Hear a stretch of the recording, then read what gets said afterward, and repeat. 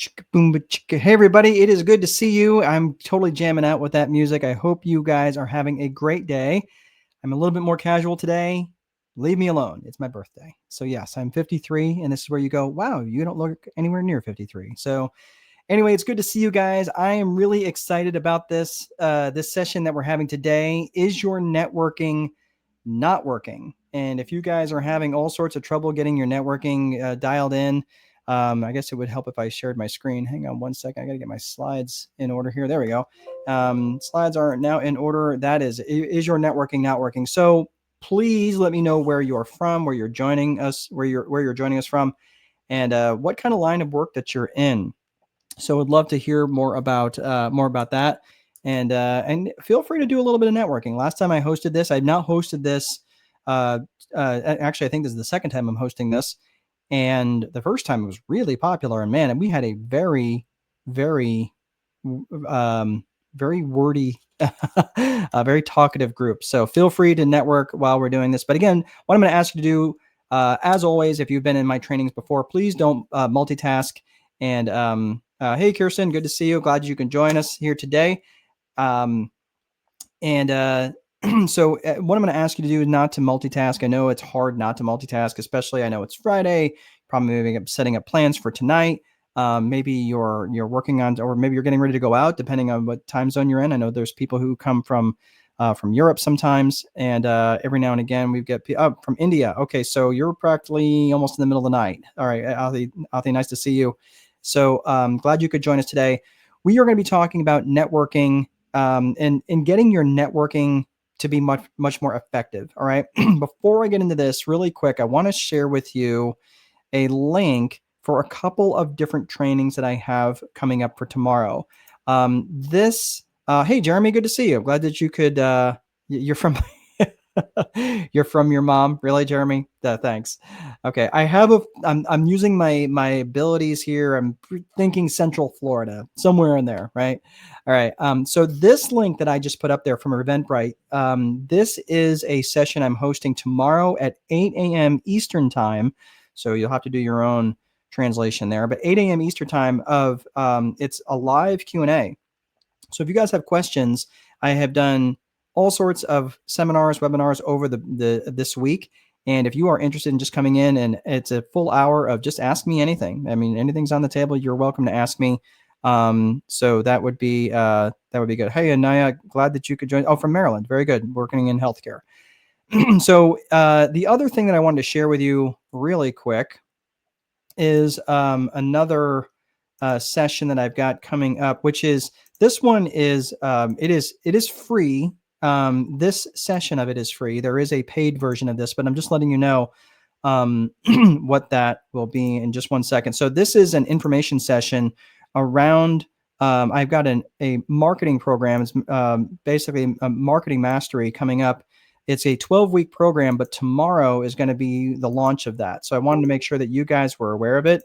And it's just an information session. It will cost you nothing if you are interested in joining. That will be at 9 o'clock tomorrow. So the first link I put up is a Q&A. The second link I just put up is an information gathering session around the 12-week marketing strategy. It's basically 12 weeks of marketing strategy. So if you're looking to really gain a lot of leads and clients in the fourth quarter of 2025 and head into 2026 with your marketing dialed in, that is what you will learn in that session. So we're going to be going over the entire syllabus tomorrow. There's nothing to buy tomorrow. Tomorrow's free. I just want to let you know that is those are the two links that I put up right there. All right, so let's get to it right now. Thank you for sharing. Ati, you are a CEO and founder of, sorry, this is really hard for me to read, of AS Infotech, digital marketing and software development company, providing social media marketing, ads management, website development. Okay, so cool. So you're actually doing a lot of the lead generation stuff that people may be looking for. Sheila, you're a funeral director. You know, it was really funny. I met a guy whose tagline as a funeral director was that he was the last guy that would let you down. That it's a terrible joke, but he had people that loved him. So it was actually pretty cool. Well, Sheila, I'm glad you could join us. Sheila, where are you from? Let us know where you're from. Michaela, you're from Texas. Good to have you here. All right. I think Javen. Sorry if or is it Javon? Sorry if I'm saying that wrong. From New Jersey.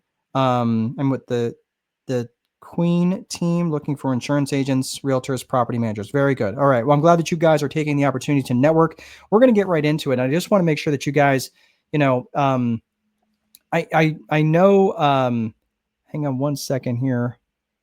Okay. So the the one thing I want you to think about is, I want to ask each of you to pay attention to something. Just pay attention to something for me before we really get started. Is I'm looking to connect with business owners. Okay. Specifically, I'm looking to connect with business owners and entrepreneurs that that you specifically know who are in the service industry or in the contracting industry. I want you to think of coffee shops. I want you to think of people who might be in the real estate business. They might be in sales, they might be in rentals, they might be in property management, or they could be contractors, right? Heating and air, general contractors, basically who do room additions or things along those lines. Okay. What did I just do there? What did I just do there? Pay attention.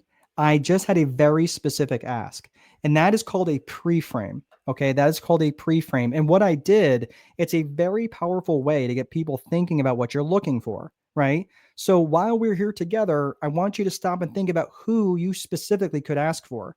Now, again, you may have a someone in mind that you could send me, right? Which would be great, right? But that's not really what I'm asking for, okay? Specifically, I want you to think about that though, in terms of being really, really clear. Think about this for just something. This is called activating what's called the RAS, the reticular activating system. So if I was to ask you something, I want you to think about things that are white. Just think of some things that are white, right? Jot them down. Think of a couple of things that are white. Okay. Now I want you to think of a couple of things that are white inside your refrigerator. So when you start thinking about things that are white inside your refrigerator, that list was probably like, oh, right? You might be thinking of things that are white. I'm looking at things that are white here in my office. I'm like, my whiteboard, my eraser, I've got a clip on the board, things that are white. I've got a piece of paper here that's white. Okay. Very randomized things. When I start thinking about things that are white inside a refrigerator, I'm thinking eggs, cottage cheese, milk, right? Inside the plastic inside the refrigerator, it comes much faster. That's when you are really, really specific. So when you're really, really specific in your marketing, when you can be really, really specific in your ask, it's going to make you much more effective as a networker. So if you come to me and say, hey, look, I am looking for, anybody who's in business that needs marketing. That's pretty broad. But if I say I'm looking for very specific car dealerships in this specific area of town who are either Ford dealerships, Chrysler dealerships, maybe Mercedes-Benz, this is going to get you a lot more dialed in terms of your networking ability, right? You've got to be much more specific in your networking, right? You got to be much more specific in your ask, because if you're too vague, it doesn't get more magically clear in the mind of your referral partners. So I want you to think about that. So when I started asking specifically, I was like, okay, so let me go ahead and just ask that again, right? I want you to pay attention to something, okay? I'm asking for business owners, entrepreneurs, anyone in the service industry or contracting industry. I want you to think of coffee shops. I want you to think of people in the real estate business, people who are in sales, real estate sales. They might be realtors, maybe who is in the rental business, property managers, right? Or contractors like heating and air, plumbers, right? Or general contractors who do room additions. All of those things were really specific, the type of avatar that I like working with. Now, I also like working with married couples who have kids at home who are also really, really busy, right? So that's about getting dialed in specifically on my avatar. So the thing is, the reality is, networking is not just going out there and meeting people. I know you guys are sharing your information in the chat, which I would encourage you to do. But I'm telling you, it's going to be a massive waste of time if you don't A, follow up with them, and B, have a mechanism to make sure that you're following up with them. Does that make sense? You've got to not only follow up with them, you've got to have a mechanism to do that. So if let's say Javon, and I apologize if I'm saying that wrong. So if I'm saying that you deal with solar and roofing, okay, great. So if he sends me, or Javon sends me his information, right, and I'm like, okay, great, and I do nothing with it. I don't put that in some sort of database, and the database could be an Excel spreadsheet, it could be Pipe Drive, it could be Salesforce. It could be the back of a paper towel. I don't care as long as he's using it, as long as I'm using it, as long as I have a way of making sure that I can connect with people again in the future. Because most of what happens is people will get a stack, and I keep these on my desk as kind of a prop. But what are these? You guys recognize these, right? Right? What are these? They're business cards, right? And if I don't do anything with this business card outside of networking, it's going to be a massive waste of everyone's time and paper. So that's why I'm saying you've got to be really clear about the type of value that you bring, because the value of your net worth is directly related to the value of your network. And you have to work your network. You have to have something specific that you're doing and having mechanisms that will remind you of these people, because it's not their job to remember you. I just got off an amazing call with someone at 1:30 who I connected with, and we've been in each other's circle for quite a while, and we're going to do some collaborative stuff. And she's got a much bigger audience than I do, but I've got a smaller audience. But I have a lot of trust in my audience. Like, the people who are in mine are smaller, but I have a high degree of trust. So if I bring her into my audience, she's much more likely to get value from my audience than I am from hers. Not that she's not trustworthy. It's just that my group is smaller and they tend to know me a little bit better. Okay. It's just different, right? It's not better or worse. It's just different. Okay. So that's why, again, but we were connecting because I see value in what she has. She sees value in what I have. And it makes sense to collaborate because we do align in our core values. So the thing is, the value of your net worth is directly related to the value in your network, and you have to work it. It's just like farming. You have to till the soil. So let's get into the agenda for today. Right. So first and foremost, I'm going to mention something called the Viper method. The Viper method is something that I wrote about in the Time Wealthy Advantage. For those of you who have heard it before, I promise I'm just going to kind of do a quick overview. So don't zone out during that. But I'm going to hit that for those of you who have not heard that before. The Viper methodology is a framework and how you set up and manage your business. So the 4 core functions of business, right? Every business has to have the 4 core functions. We're going to talk about lead generation. And this is really what we're talking about, right? We're talking about networking for the purpose of lead generation, for gaining more sales, for gaining more credibility, and for gaining more trust. So we're doing here, then we're going to head into the actual networking part about building a massively powerful network and a referral system. And trust and know that if you fundamentally, this is about developing and creating trust. Because if you're not developing and creating trust with your referral partners, I promise you, you're not going to automatically create and generate trust with people who may buy from you. Okay. So again, like Vikram, for example, Vikram has a bookkeeping and tax service for real estate investors. Okay, great. Can I say that I trust Vikram, that I know that he knows what he's doing? No, I can't. I literally just got his name, right? So, but if we develop a relationship over time, he starts telling me what it is that he does. I understand that he knows the not just what a balance sheet is or an income statement is, but he knows the interrelationship between an income statement and a balance sheet. He knows how to calculate EBITDA. He knows how to calculate debt service coverage ratio. All of those things are really, really important to someone who has to understand real estate accounting. Makes sense, right? And ask me how I know, because I was in real estate for a long time and I was a bank underwriter for a while, and my background's in accounting. So I speak the same language as him. Someone comes to me and starts talking about AI. I know enough. I know a little bit about AI. I don't know enough to speak to it with a healthy level of clarity. But if someone comes to me and demonstrates their competence in AI, then I'll be more likely to listen to them. I'll be more likely to trust them. Okay. So that last piece that we're going to be talking about are different success strategies that are going to be important for setting you up for success in the future. All right. So again, what we're talking about, the Viper methodology, we're talking about a strategic approach to managing your life and managing your business. So how do I do that? As I set that up from a top-down perspective, looking at the Viper methodology. So let's look at Viper. Viper, excuse me, I need some water. Okay. Apparently I don't drink enough water. Someone told me. The Viper methodology is an acronym for vision, infrastructure, process, execution, and reporting. Now, I'm going to go a little bit deeper in the vision piece. I'm not going to go super deep in the rest of it right now, but I'm just going to give you an overview of what this is. So vision, I'm going to come back to. Vision is basically where you want to go. I'll come back to that in a second. Infrastructure is the bones of the business. It's the desks, the chairs, the software, the phone systems, all of those different things, right? So I want you to think of like it's the bones of the business. So when you're setting up your infrastructure, you want to set up your infrastructure that's in alignment with your vision for your business and the vision for your future. When you're thinking about process is broken down into two areas. It's broken down into strategic process, strategic planning, and tactical day-to-day stuff. So let's talk about tactical. Tactical is the day-to-day stuff, how you answer the phones, how you prepare bank deposits. It's just the day-to-day stuff that you handle from a tactical perspective, right? How your opening procedures, your closing procedures, things like that. Your strategic planning is about where you want to take this business, right? Like think of the infrastructure and tactical process as the system. That's the boat. You just built this warship. Now you want to take that warship out of the harbor. That's what strategic planning does, right? So when you think about strategic planning, that's when you're starting to project and think in the future. And that's where networking can really help you, because it helps you enter into a new market.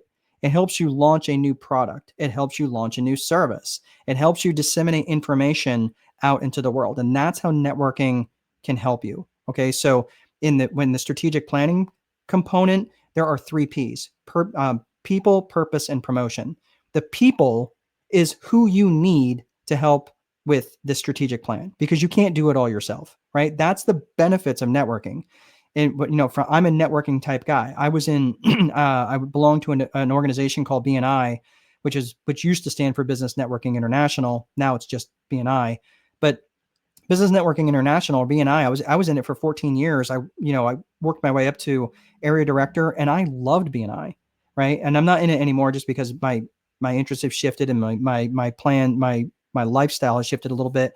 So it makes it more difficult to make the weekly meetings, but I still see massive benefit in BNI, and it really taught me a great deal. I really, really enjoyed my time there, but it really made me recognize that I need other people in my organization to do the things that I just don't have the time to do, right? That I shouldn't be doing all on my own, right? So that's the people component of it. The purpose of the strategic plan is where you want to go. Are you launching, like I said, are you launching a new product, a new service? Are you entering into a new market? Are you vertically integrating into a new market or into the same market? Okay. That's the purpose. And then promotion is just letting people know what it is that you're doing, that you got the external promotion to your network, and you got the internal promotion to your team. Right. So that's why people, purpose, and promotion is so incredibly important to strategic planning. So I talked vision, we talked infrastructure, we talked process. Now let's talk about execution. Execution is just making sure what gets done, right? Where are you out there that have 37 to-do items on your to-do list? I know you're out there. Right? So the point is not having 37 items. It's having, 3 to 5 of the needle moving activities that will get things done for you. Okay. So that might be having a one-to-one type meeting that I just had with this woman, Hannah, at 2:00, right? We had a 30-minute touch base, and she's like, hey, let's do this more often. Yeah, let's do this more often. I agree. Right. So when we connect, and we worked about doing a collaboration for something she's got going on in February. I think that's wonderful. Right. So that's what I'm saying. Like, the execution items need to be up to 5 needle moving activities. I'm not talking about check email, check voicemail, things like that. That's irrelevant. What I'm talking about is very specific activities that are going to move the needle toward your strategic plan or your business and personal vision. The last part is reporting. And reporting is just tracking and seeing what it is that you're doing, right? Making sure that you're doing the right things. Let's talk about vision. Let's go back to vision for just a hot second, because this is really, really important, and I don't want to skip over this. Vision involves both your personal vision and your business vision. Okay. Hang in there with me for just a second, because when we get to business vision, this is really going to directly correlate to what you're doing in your networking. So just hang with me for just a second. When you're thinking about your personal vision is going to ask you a very simple question. Where do you want to go? Where do you want to go? When you're thinking about your business vision, that's going to ask you another question and say, great, how are we going to get there? So your personal vision is going to be like, it has nothing to do with income generation. If you didn't have to worry about your income, what would you do from a day-to-day perspective? What would you do on a day-to-day basis? You get up, you weren't worried about income generation. Sure, you might want to still feel productive. You might want to write books. You might want to run a business, you might want to do something. But if it wasn't dictated by income generation, what would you do day to day? What would your relationships look like? What would your relationship with your spouse look like? My relationship with my bride is very, very specific because we took the time to define what we wanted our marriage to look like with one another, right? I've got a 20-year-old, a 17-year-old, and a 3-year-old. And I have a vision for what I want my relationship to look like with my children, with my friends, with my family, and so forth. Okay. When you're talking about business vision, you're talking about how you're going to get there. Now, the problem is when I talk to many business owners or people who are specifically career oriented, the problem is that they've created a business vision, but no personal vision. So in essence, their business vision becomes their personal vision. And the danger in creating a business vision before creating a personal vision is that you end up creating a life that exists to serve the business. Okay. So I'm not suggesting that personal vision is irrelevant. It just can't come first. Okay. So when you're thinking in that business vision, this is really, really critical to when you're thinking about what you're doing with your networking. Okay. So you've got to be really clear on these three areas. If you're not clear on these three areas, your networking will not work. Your networking, this is probably reasons why your networking is not working is if you're not clear in all three areas of your business vision. This is the 3 C's. Okay. And that is your core purpose, your core values, and your client avatar. Okay. Your core purpose, your core values, and your client avatar. If you are not clear in your mind in terms of what each of these three are, it's not going to get more magically clear as it leaves your lips and enters someone else's ears. So let's unpack each one of these. So in terms of core purpose is simply what business are you in, and specifically what problems do you solve, and you really need to be highly specific in your answers. Okay. So the thing is, the question you said heard that, Javen. All right. So I'm not sure what you meant, but the point is, you have to be really, really clear about what business that you're in and what problems that you solve, because when you are clear about that, now it's a lot easier for me to find referrals for you. Because if you're not clear about this, if you're not clear about what business that you're in and what problems that you solve, and I can't convey that to Jeremy, I can't convey that to Michelle, right? It's that's exactly right, Jeremy. You can't give what you don't have, right?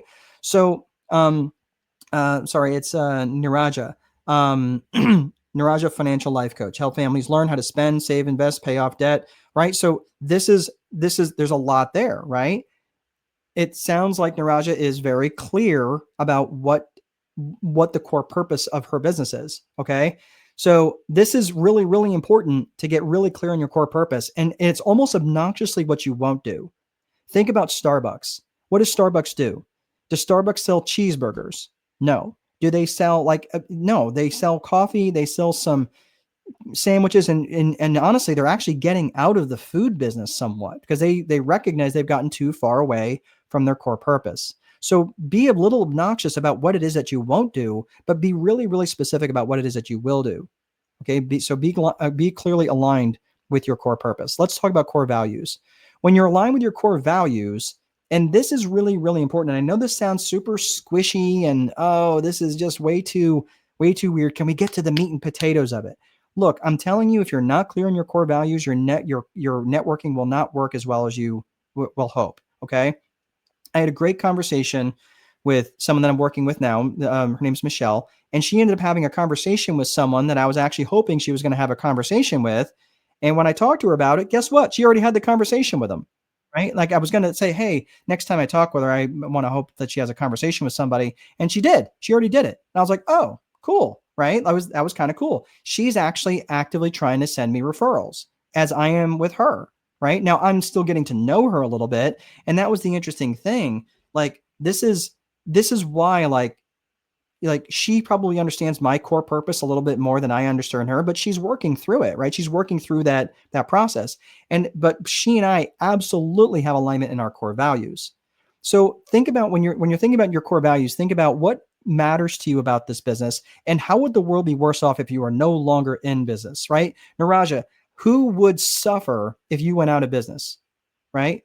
How would the world be worse off if you were no longer doing what you did? Think about that. Like there's probably people that you help, and because of the way that you help them, there's lots of people who are financial life coaches or something along those lines, right? But But the way that you do it probably makes a big difference to people. Make sense? So when you're thinking about your core values, remember your business is just an extension of you. So if you're working for a company whose core values don't align with yours, my suggestion is either try to change the core values, which is unless you're the boss, that's going to be impossible, or find another company whose core values are in alignment with you, because it's always going to be an uphill struggle. I'm just being honest with you. But this is also why it's so important that if you are the business owner, that you define your core values, because once you define them, you start to attract people who are more in alignment with who you are.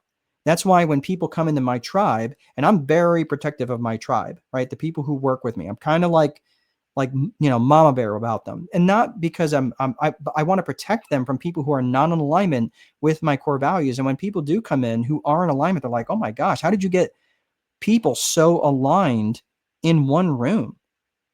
It's because took the time to define my core values. So, for example, one of the things that I have is creating legends. I I always seek to create legends in the minds of other people, and they're like, so or a culture of contributors. That's another core value, right? So for me, these are core values. Now you might be thinking, well, what's the difference between a value and a core value? A value is something that you might value. Like I value honesty, right? But a core value is something that where it's so deeply ingrained in you that you would get up and act on it because it's so important to you. That's how you know something's a core value. So for example, if you have, say for example, that you have a um, let's say for argument's sake that you've ever had a friend who kind of like wandered off the reservation. Maybe you had like a loved one, someone that you might even been in a romantic relationship with, and they were acting in a way, or they started doing things and they were heading down a path that you couldn't follow, right? It's as heartbreaking as it is. You have to let that person go because it's they're no longer in alignment with the core values. Does that make sense? So I really want you to take the time to really start to think about what those core values were. Because what was the violation of core values that you let that person go? Because again, your business is just an extension of you, and your personal core values are an extension of what become your business core values. So think about that. So we talked about core purpose, we talked about core values. Now let's talk about client avatar. Client avatar, you cannot skimp on this. There's no getting around this. You have to know who specifically and ideally you want to serve. Who is it you want to serve? And if you start using phrases like, well, anybody who dot dot dot. Okay. So you want to work with anybody who has a business. Okay. Do you like working with broke people? Maybe you do. Maybe you're like, yep, I want them I want them broke as hell. I don't want them to have any money. Okay. Maybe that works for you, right? Maybe that's your avatar. And you're saying, yep, the less money, the better, right? Or, do you want to work with people who don't pay their bills, right? And you're thinking, well, no, that doesn't make sense. Okay, then stop using the word anybody. Stop using the word anybody, right? So I want you to be really specific about who specifically and ideally you want to serve, and delineate those people. Like give them a name. Are they married? Are they single? Break them down between geographics, demographics, and psychographics. Geographics are who they are. I'm sorry, geographics are where they are. Demographics is who they are. Demographics is who they are. And psychographics is how they think and how they buy.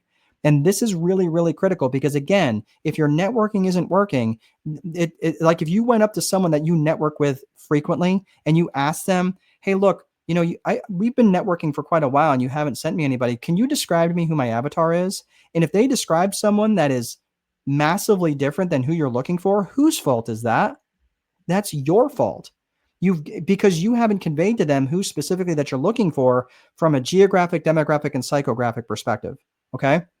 So when you're thinking about psychographics, I want you to think of ALIA, ALIA, and that's their attitudes, their lifestyles, their interests, and their aspirations and goals. So think about that for just a second. What are their attitudes on life? Their attitudes about politics, their attitudes, whatever, right? What are their lifestyles? Like, are they single? Are they married? Do they go out at night? Do they stay in at night? What do they do, right? What's their lifestyle?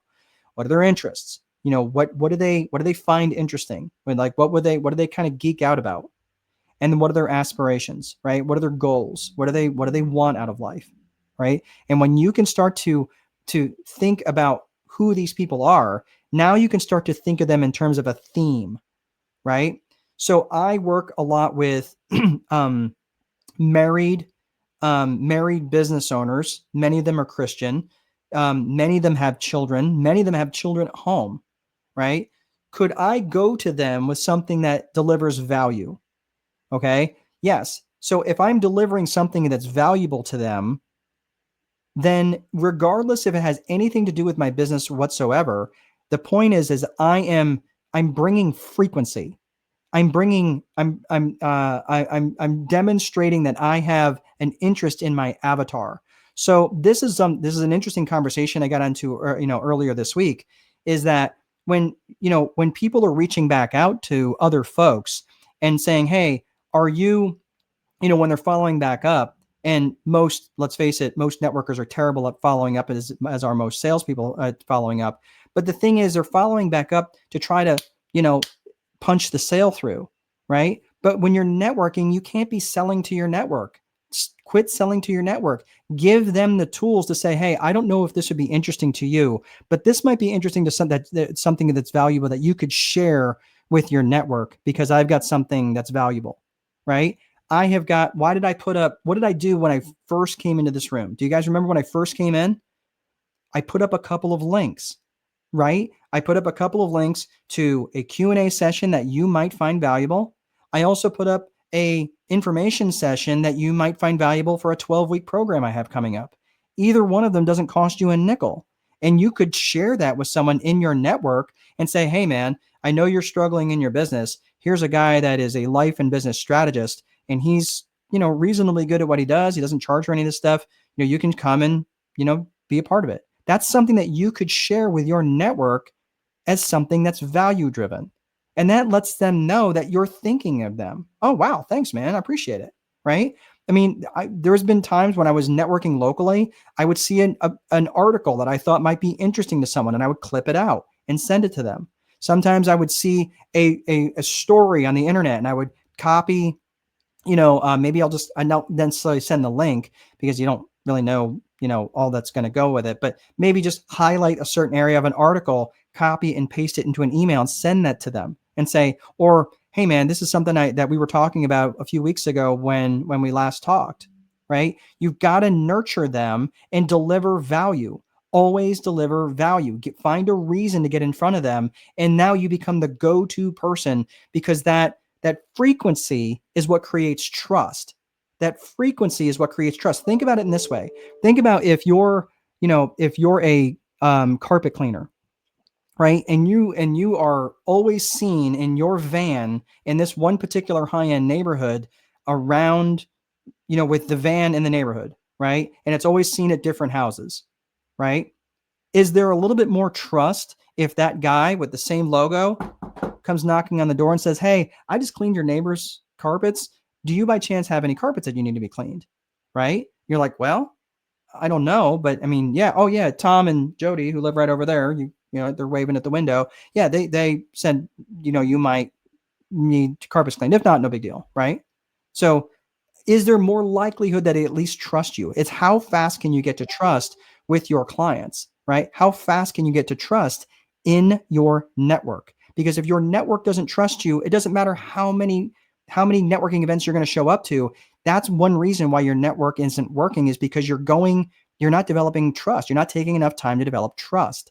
Okay. So think about that. So these are the main key areas around core purpose, core values, and client avatar. You've got to spend enough time to know them so you can continually send value to them. And then every now and again, when you do have an ask, when you say to them, hey, I do have a paid event coming up, right? Just like I mentioned to you guys before, cards on the table. Yes, I have a 12-week challenge coming up that's going to help with, it's going to be basically anything marketing. It's basically from all these marketing secrets that I have, that I've learned because I've done them wrong in so many ways, over the next 12 weeks. And if you want more information, come tomorrow and I'll tell you what it's all about, right? I'm not here to pitch that now, but I'm saying, like, but every now and again, just, you can slip in that thing. But if every time you're sliding into someone's DMs on Facebook and you're like, hey man, what are you doing? You're like, oh God, what are they going to try to sell me on now?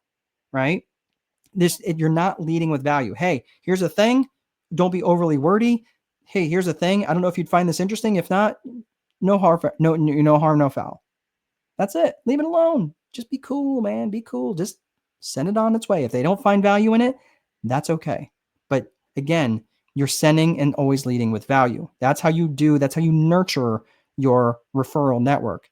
Let's talk about the four core functions of business. We're talking about lead generation, sales, operations, and accounting. So those are the four core functions of business. And the customer's journey in your company happens in this order. First with lead generation, then sales, then operations and accounting. So let's talk about lead generation first. Lead generation, it lets the world know that you're out there through a variety of marketing approaches. I'm not going to spend a lot of time on this, but these, you've got outbound marketing, inbound marketing, direct response. It's not necessarily a different approach, but outbound, a lot of people get outbound and inbound confused. Just think of who initiates the contact. If it's let's say I send out, or I post a billboard, or I send out an ad on Facebook or Instagram. That's outbound, right? That's interruption type marketing, right? Ads in a newspaper, things like that.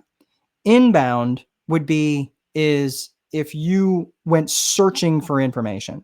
I really could use the help of a strategist, a high level strategist, right? Now, probably won't find me because there's, lots of stuff, but in strategic boardroom, right? Someone goes and they find my site, they might find some videos in there, and then eventually they go, oh, hey, I really would like to have a conversation with this guy. That's inbound. That's inbound, right? So there's different marketing approaches. One is more SEO based, which is inbound. And there's one that's more marketing and advertising type based, which is outbound. So direct response is the type of advertising that I prefer the most, or prefer the best, because what it does is it says, hey, like for example, what Naraja did. She's got a website up there that says 15-minute meeting, right? That's a direct response. So I don't know if anybody has booked a call. Maybe not. If I had to guess, probably not. And the reason is because there hasn't been enough trust developed yet, right? I think it's too much too soon. Not dogging on you. I'm glad that you did it, Naraja, but I'm just saying, like, I don't know that I would probably get the juice from the squeeze on that, right? Because there's not been enough trust developed. Okay. And again, not dogging it. I've done the same thing. I've done those same things too, and I haven't gotten any response. Okay. So I'm just saying, like, but the direct response tells you one of a couple things. Either the hook didn't resonate, so people didn't read the ad copy sucked, or the offer sucked. One of those things, right? And Naraja, don't, please, I hope you're not taking that as a slap on you, as I've done that too many times, where I'm like putting my link out there on YouTube for God and everybody to find, and I'm not getting anybody. You know why? Because you have to think about buying psychology. Think about, it's something known as the threshold, where the buying threshold it's like a literal threshold in merchandising, where if you can get someone in the store, I appreciate that, Naraja. Thank you. So when it's like physically getting someone in the store is if you can get them over that buying threshold. Well, you know what? They put the most, trinket little things in the front of the store to get people to come in over the buying threshold. That's a literal threshold. It's the same thing with an emotional threshold in people's minds, right? If you try to do too much too soon, right? If you put the most expensive thing up front, if you've got your $5,000, watch sitting out front, right? And that's the most expensive thing in your storefront, people may not ever come in and actually see your real revenue drivers in the back, right? So I'm just saying, like, this is direct response. So direct response is really when you're getting someone to take a very specific action. Click here now, call this number now, go to this website and book a session now. That's direct response. Okay. So networking, again, this is obviously what we're talking about now, is various networking approaches. You've got alliances, you got joint ventures. Let me make a quick point about alliances and joint ventures. Alliances and joint ventures, they look similar. I'm not going to get into the nuances of those right now. But the thing is I would be very, very, very cautious about hitching my wagon to people in alliances and people in different joint ventures. And the reason for that is because if they're not in alignment with your core values, they're going, like, you might become guilty by association if they do something goofy, right? So I just want you to think about that think long and hard before you start jumping into alliances and joint ventures too quickly. You can do press releases, you can do affiliate marketing and things like that. But when it comes to networking, this is word of mouth marketing, right? And there's one universal truth when it comes to word of mouth marketing. And the universal truth when it comes to word of mouth marketing is that it's always working, right? The question is it working for you or is it working against you? Right? That's the universal truth. So when you start thinking about word of mouth marketing, you're like, oh my gosh, that is hands up if you're real in the chat and not about. I don't think there's any bots in here, Andy. So, but yeah. Oh, intro the tchotchke. Uh, yeah. By the way, tchotchke is not how I thought it was spelled. I actually, when I used that word, and I think I wrote that word in the Time Wealthy Advantage, and I was like tchotchke. I was thinking it was like ch, but no, it's not at all the same thing. But interesting. But anyway, yeah, bots don't write tchotchke. That's right. That's funny. Okay. So anyway, the new gold rush is for attention, right? And when you're looking for attention, this is where you have to start thinking. You have to think if the gold rush is for attention, and money is what follows attention, right? So if your networking is not working, sorry, too much. If your networking is not working, you have to start thinking, all right, great, how are we going to change this? And your networking has to be part of an overall strategy of owning the mental real estate of other people. Okay. So you have to recognize that referral based marketing and networking is it has to be part of an overall lead generation strategy. It can't be these random acts of networking. It can't be these random acts of marketing. So again, I have a couple of people that I met at a conference a couple weeks back. I have not reached out to them yet. And the reason why is because I'm not ready for them yet, but I will reach out to them next week. And the reason for that is because I'm actually the reason I want to network with them is because I want to interview them for this book that I'm coming up called Leader Boss. And they've got everything that I need. They're the type of people that I want. I met with them. I made sure I met with them the first day. And in fact, the first 20 minutes, I met with everybody I wanted to meet with. I got their phone numbers. I got their emails. I was like, okay, cool. I'm done. I can go home. Right. But the rest of the event, the rest of the 3 days was amazing. Right. And the last day I met with another person who I didn't even know was going to be there. And that was the person that I met with at 2:00 today. Right. So it was a wonderful, wonderful contact, great thing. And I need to make sure that I put them in my continual follow-up list because they are people that really, really could help me out. And as much as I could also deliver value to them. Okay. So I want you to think about this. So how do you own the mental real estate of other people? Well, let me ask you. And again, I asked you kind of this before. If I were to ask the 5 people closest to you, what is it you do? Hey, what does Larry do? If I was going to ask, what does Larry do? What does Jeremy do? Right? What would be their answers? What would they come up with answers even remotely close? Right? And the problem is that business owners are so fragmented and all over the place. And every day you come out of the shower with a new business idea, can you blame them if they have all these different ideas? Right? And when I asked my 17-year-old son, what do you think it is that I do? Right? Every day. And I was shocked at the answer. I was like, wow, you really don't have a clue what it is that I do. Now, granted, it is a little complex for a 17-year-old to understand that I work as a life and business strategist, right? And many people even, when I explain to them what I do as a strategist, like, oh, so you're like a business coach? I'm like, well, I mean, I employ the tools as a business coach, but I'm basically sitting at the board of directors of someone's company in their life and in their business. That's what I do. And I help them as a strategist. I'm basically like a chief of staff that helps them like their joint chief of staff, right? That's what I do, right? I help direct all the artillery in their life. So if I was to ask the 5 people in your life that are closest to you what it is that you do, how close would those answers be? If you've got someone that you've been networking with fairly consistently over the last, say, 6 months, and they haven't sent you a referral yet, right? They have not sent you a referral yet. I would ask them, well, how many referrals have you sent? How many referrals have you sent to somebody?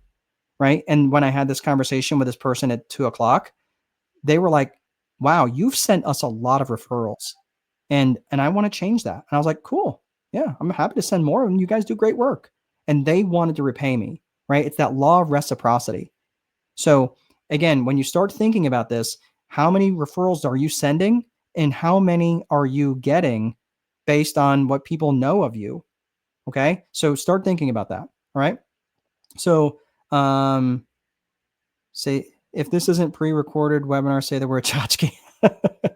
Yes, I've already said tchotchke. And I didn't know that it was I didn't know it was spelled the way it was. So anyway, okay. So the thing, yeah, this isn't pre-recorded. This is me live.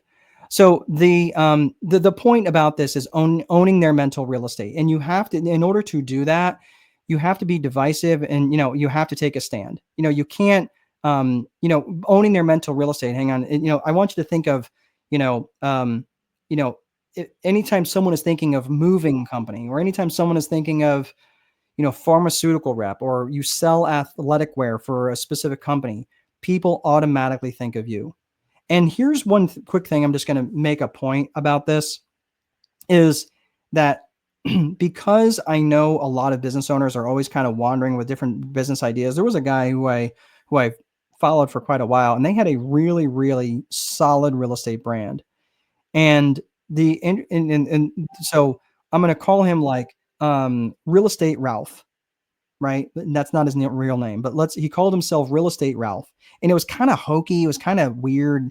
He had like a lime green color, for his thing, right? Whatever. It was Real Estate Ralph, and all of a sudden, Real Estate Ralph on his page for the previous 3 years that I'd known Real Estate Ralph, he starts selling like some herbal supplement or something. I thought someone hijacked his page. I was like, what in the world are you doing? It was so confusing. I was like, why are you selling herbal supplements all of a sudden? He did nothing except ruin his brand, literally in a few days. And I was like, that is crazy, right? So he owned my mental real estate in terms of being Real Estate Ralph and doing real estate in a very specific way. And then all of a sudden started selling herbal supplements for like $14. I was like, dude, I hope that's going to work in the direction you want. But, I mean, I'm assuming it didn't, because I don't even see him on social media anymore.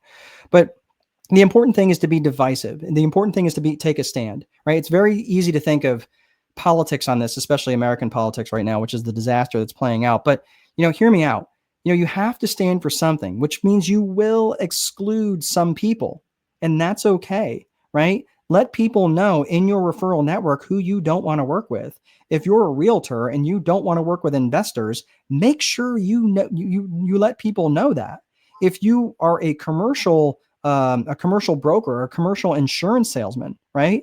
And you're saying, I really don't write property and casualty insurance company, or policies. I really don't write property and casualty. It's not really what I do. I really like writing business insurance and business underwriting, right? That's what I do. So it's really important that you be divisive, but make sure your network knows the difference. Okay. So, what I like working specifically with business owners and entrepreneurs who invest in themselves. And guess what? Not all business owners and entrepreneurs are willing to get up, and hang around with me on a Friday afternoon, right? I mean, there's been a fair number of people who've dropped off on this call. Not, like I think there's 2 that started at 15, now we're at 13. Okay, that's fine, right? But I'm not everybody's cup of tea. That's okay. That's okay. They're like, I hate this guy's voice. I hate this guy's face, right? I hate that he's an American, whatever. I have had people tell me that. Okay, I'm sorry, not changing me, right? But that's why it's important to be divisive and take a stand on who you are. Okay. So it's also important that you ask for the referral from the very beginning. Okay. So did you notice what I started out here today? I did ask for the referral. I'm looking for business owners. I'm looking for entrepreneurs. I'm looking for contractors. I really like working with mom and pop and, contractors who are in the trades. I really like working with, especially if they're struggling. If they've got a few employees, even better, right? That's me asking for the referral. Okay. But also, it's important that you lead with massive amounts of value. And how can I possibly expect to be getting referrals if I'm not giving referrals? Okay. So that's right, Michelle, be authentic. So be honest with yourself, right? Jeremy, he smells like elderberries. What do you guys eat? What's this conversation that I'm wandering into? All right. So the thing that I want you to think about, though, right, is, like Jeremy's on this call, right? And Jeremy and I have been kind of in each other's circle for just a little bit, right? When he and I messaged quite a bit today and yesterday. I don't know Jeremy enough yet to refer him anybody. I don't know him exactly in terms of what he does just yet, right? I'm getting a better sense of it though, because he and I are communicating, right? So this is important. Like if I'm, would I send Jeremy a referral yet? No, right? So this is something that I learned about in the BNI world, which is the VCP process, right? It's visibility, credibility, then profitability. Visibility, credibility, then profitability. And I want to give props to the BNI world because that's where I learned this from, and it's so true. Jeremy and I right now, we're kind of just in visibility with each other, right? He knows who I am, I know who he is, I recognize his name. We're in visibility, right? Over the last couple of days, he's demonstrated some credibility, not a lot, right? And to be fair, it's been through Messenger, but he's demonstrated some credibility, right? And I've demonstrated some credibility maybe a little bit today. Maybe some of you are like, hey, you're full of crap. Well, all right, well, if you've stuck around for the last 50 minutes, that's giving me a lot of credit. But I'm saying like this is where if I'm demonstrating some credibility, what does credibility create? Credibility is the fastest way to create trust. And when you can create trust with people in your circle, in your referral circle, that's how you're going to get profitability. VCP. Visibility, credibility, profitability. The problem is people try to go too quickly from visibility to profitability, which only creates irritability. Okay. It's when it's like, hey, like, oh, you do this thing? Oh, I need this thing, right? Let's buy, right? You're like, whoa, dude, back off a little bit, right? So this is when you try to do, it's like that premature solicitation. You've asked for a business too soon. You haven't developed enough trust yet. So that trust premium, when people trust you completely, you can go to them with an offer and say, hey, look, hey, this costs some dollars. Would that be something you're interested in? They go, you know what? I don't really need that, but I may know someone who does. Cool. All right, great. Right. If you are working uphill because you haven't developed that trust, right? And the fastest way to develop trust is by demonstrating competence. So instead of always going to your referral network or even your sales network or your pipeline, instead of always going to them asking them for money, go to them with just, hey, here's a video that I put out there. Let me know, if you might find value in it. If not, no big deal, right? Okay, great. Don't give them 5 hours of homework. Hey, here's a 8-minute video I thought that you might find value. I know we were talking about this before. Or hey, I was binging on social media. This actually, this was something I thought was great. But be cool about it, man. Don't blow up someone's inbox with 38 memes, right? That's the other way. You can go to extreme with this, but lead with massive amounts of value. And then when you come back and have an ask and say, hey, you know what? Jeremy, or hey, Max, you mentioned that you knew someone from Rico, right? Or from Xerox, right? Could you make that connection for me? Like, yeah, well, maybe. What are you looking for? Well, I'm looking for the connection to the HR director because I literally would like to conduct some training for Xerox. They're like, okay, tell you what, let me talk with them first. Okay, perfect, great. Do you have any videos that you might be able to share with me? Yep, I have a couple of videos, right? So be cool, man, be cool, right? That's how you work your referral network. I'm bringing value. I'm not always asking, Max, how can I best help you, right? Max has an office in Sacramento. Great, right? And I'm not really sure what Max it is. Did you do? Sorry if I lost track of it in the chat. But the point is, I'm leading with massive amounts of value. I'm not always coming with an ask. I'm coming with an ask, but if I come with an ask, it's because I built trust first. Okay, remember, the fastest way to deliver to generate trust is to demonstrate competence. Okay. So I just want to make sure that you're understanding that. So let's talk about a couple of success strategies, and then we're going to put the fries in the bag today. So when you're talking about success strategies, I want you to think about the 15 reasons why people will buy. I want you to think of this is, it says 6 principles of persuasion. It's actually 7, but it's the different mistakes to avoid. So I'm going to go into this. So when you're looking at 15 reasons why people buy, I'm just going to go ahead and put this up, and I'll let you take a screenshot. And it's really going to be important for you to, oops, wrong button. There we go. So when you think of the 15 reasons why people buy, people buy to make money, save time, avoid effort, escape pain, more comfort, better health, gain praise, feel more love, increase their status. They will buy for truth. They will buy for growth. They will buy for novelty, and they will buy to be in contribution to others. Okay. So what does this mean? What does this have to do with what does this have to do with the price of green beans? The reason why I put this list up there is because I want you to think about all the ways, directly and indirectly, that you help people make money. Directly and indirectly. Does Jeremy help people directly make money? Maybe, maybe not. Let's say he doesn't.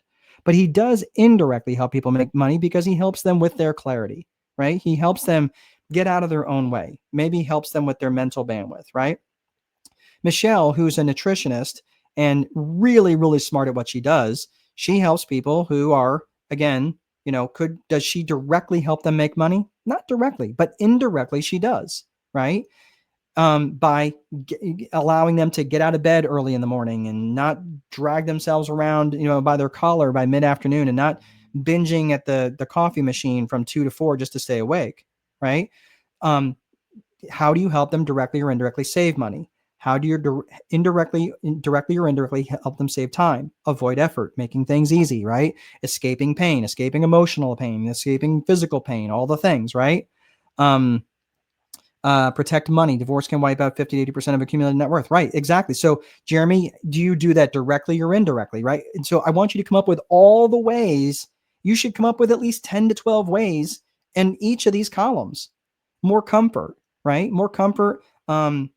Better health can be in the form of less stress, gaining praise, making them the hero of their network, making them the hero of their own tribe, right? That's why that's a big deal for us. Be about creating legends, feel more love, increase their status with their tribe.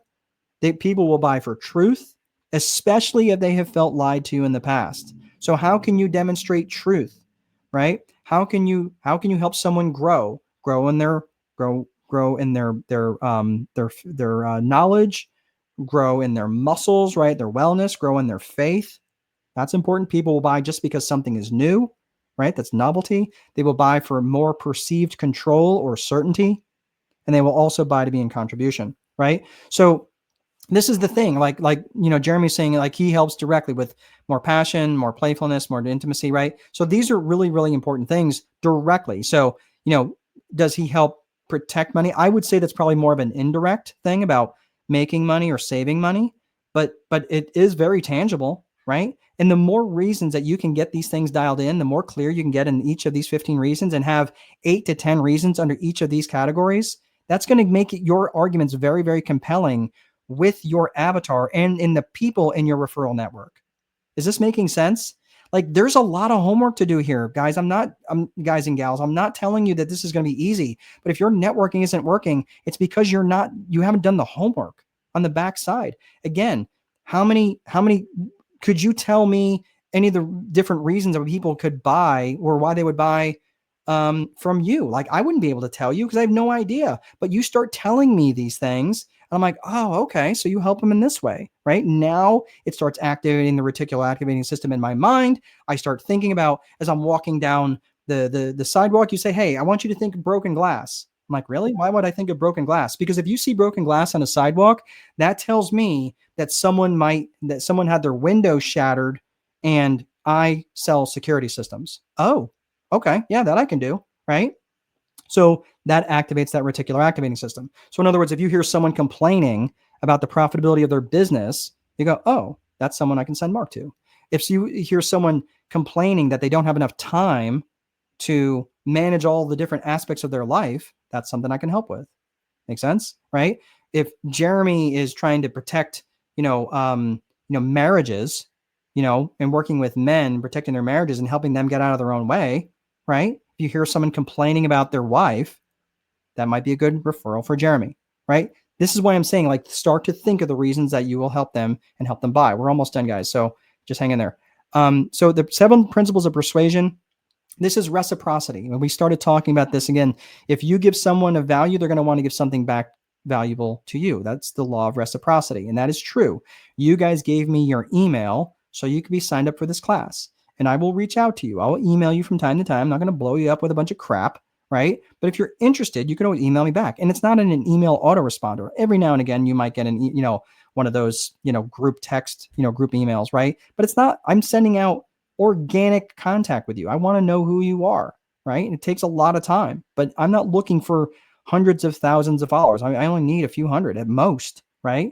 And I've got a pretty sizable group already. That's reciprocity. Commitment and consistency. If you make a micro commitment, you're going to make you want to be consistent in your commitments. So commitment and consistency really helps persuade people in one direction or another. So so understanding that people make these micro commitments and they want to be consistent over time. Social proof. This is where, like, again, if you came, like, let's say that you drove into a parking lot of a restaurant and it's 6:30 in the evening, right at dinner time, and you pull into the parking lot and there's no cars there. And you're like, are they open? Right?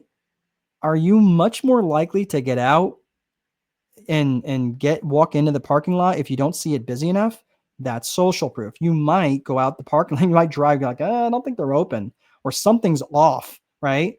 Let's go down to the street to another one that looks like it's actually in business, right? That's social proof, right? Because we're, primarily, herd animals. There's safety in numbers. Right? That's what we see in social proof. Liking. This is, again, Bob Burg had said in, if you've never read anything about from Bob Burg, he wrote a book, The Go-Giver. The Go-Giver earns more or sells more. Endless referrals. He wrote a lot of books around referral type marketing, and he was known to say that people do business with people they know, like, and trust, and that is true. Like, if you like me as a human being, you're much more likely to do business with me. But you're much more likely to do business with me if you feel that I am like you, similar, right? So similarity. That's important. Okay. So it's liking, not just do you like me, but am I similar to you? Or am I like you? Authority is, do I have the authority? Right. I'm literally an author. I've written 8 books. I'm getting ready to write get done with my 9th. Do I have authority? Right. And then scarcity. Again, this is about being persuasive about the actual scarcity. If I said to you guys, hey, come to any event that you want. I'm going to do this event on an endless cycle for the next 24 hours, right? You might think, what's the point of me signing up for any one of those, right? It has to be real scarcity. It has to be real scarcity. It can't be just fake scarcity. Okay. You have to have real scarcity in your product or service. So again, if you're too accessible, by the way, for those of you who are out there doing coaching, if you guys are too accessible, I'm telling you, you need to employ some scarcity to raise and elevate your value. Because if you're too accessible, there's not enough scarcity and it lowers your value. Familial is the last one. And this is about being familiar, right? So if you are reaching out to someone had mentioned that they are in Sacramento, right? Oh, cool. You're in Sacramento. I'm in the next town over, right? So let's connect. There's something familial about that. All right. So recognizing that there's these 7 principles of persuasion. If you really wanted to get into this, look at Cialdini's.